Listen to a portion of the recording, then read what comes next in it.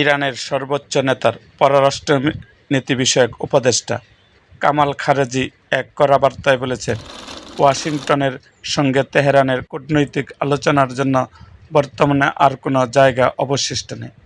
তিনি স্পষ্ট করে জানান, ইরানের সেনাবাহিনী একটি দীর্ঘমেয়াদী যুদ্ধের জন্য সম্পূর্ণ প্রস্তুত।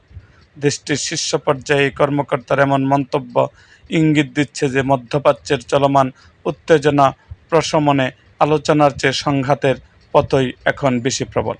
খারাজির এই অবস্থান তেহরানের অনমনীয় মনোভাবের ফুটিয়ে তুলেছে, যা এই অঞ্চলের দীর্ঘস্থায়ী সামরিক অস্থিরতার আশঙ্কাকে আরও বাড়িয়ে দিয়েছে। এদিকে সংঘাতের প্রভাবে বিশ্ববাজারে তেলের দাম দ্রুত বাড়ছে। গোল্ডম্যান স্যাকস সতর্ক করেছে যে হুরমুজ প্রণালীতে সরবরাহ স্বাভাবিক না হলে তেলের দাম প্রতি ব্যারেল $100 ছাড়িয়ে $150 পৌঁছতে পারে।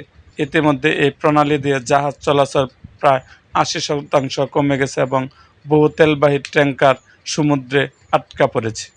এরকম আরও ভিডিও পেতে আমাদের মুক্তাগাছার ইতিহাস মিডিয়া ইউটিউব চ্যানেলটিকে সাবস্ক্রাইব করুন এবং পাশে থাকা বেল আইকনটি বাজিয়ে দিন।